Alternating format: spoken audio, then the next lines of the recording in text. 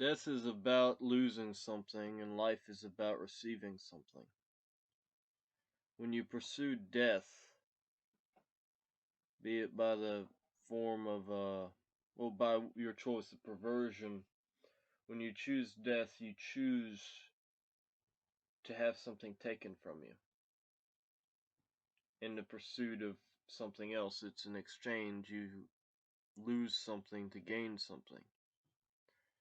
And with life, it's a different dynamic. With life, you lose nothing. With life, you must just receive something. Grace is a free gift. You need only receive it. Christ and the path to heaven are free. You need only receive it. If you will not receive, you cannot have, but if you receive, you can have. Faith is something that you receive. And as you receive it more and more, you grow in it and can believe for greater measures and greater things. God is someone that in the life spectrum, because that's where he resides, you have to be willing to receive. To be a child of God, you have to be willing to receive. If we cannot receive Christ, then we cannot go to heaven. Because there is no exchange. We do not crucify the flesh as some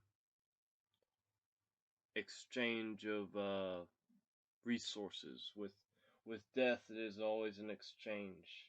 Something must be taken for something to be given. And that's like to be in hell, to go to hell. You must first have your right to go to heaven stripped from you. And that's the only way to hell. To give up heaven is to have hell. And to receive heaven is to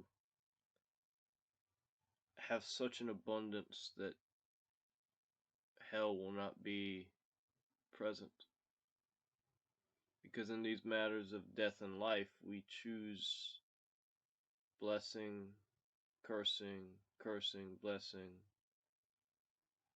cursing being on the death end and blessing being on the life end. When you are willing to receive from God, you will have things. I mean, that's like people think a tithe is a burden. They think an offering is a burden. And yet, it's not that you're losing something, it's that you're gaining something. And when you misinterpret, oh, they just want money, they just want to take from me. No, that's death, that's not life.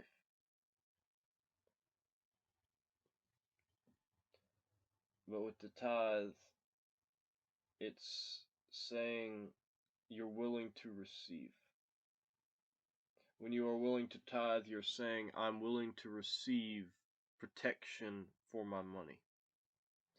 When you're willing to do an offering, you're willing to receive increase in money. Increase in wealth, you're willing to receive. When you are not willing to tithe, you must then find something to trade. Be it your soul or your honor, either way, to trade something in exchange for something else. That's death. Something has to die in order for something else to be allowed. And that's like, you must bring death upon yourself to engage in pornography. You must bring death upon yourself in order to engage in masturbation. Because what you're using is not life, you're using death. You're trading yourself. You're giving up, you're taking yourself and using yourself as the casualty in order to receive perversion. because it's the spirit of error. It's not how things function. So when you allow yourself to think that by having something taken from you means that that is gained, and well, it's the life and death thing. With life, you receive something, and whatever manner in which you end up giving something in that process, it's not that you lost something, but that you gained something. And then with the death thing, you lose something to then gain something that you sacrifice a thing to kill yourself. Or with life, you sacrifice pride to be blessed. You sacrifice sin to be blessed, and sin is not a sacrifice because sin is to no value. The Spirit of truth, making those things which be not be revealed, where facts are no longer your present thought, but the truth. Knowing that the truth will reside forever, but facts can change in an instant.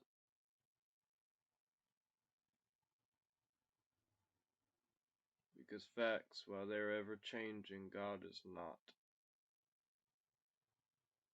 And I can do all things through Christ who strengthens me.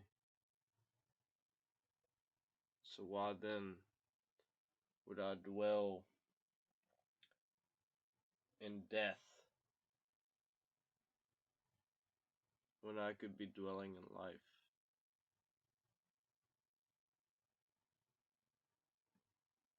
Who are you, really? Are you a servant of the devil? Are your members servants of the devil? What would you do for him? Would you reject God? Would you go to hell for the devil? Would you give up your honor for the devil? Would you be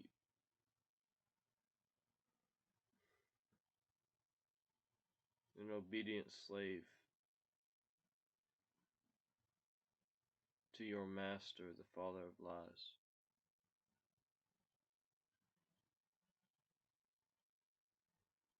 Or would you resist him? Would you instead look for a light in darkness? Holiness. Would you look for holiness to be holy, to be made holy? Would you receive salvation instead of preventing it with damnation? Would you live or would you die?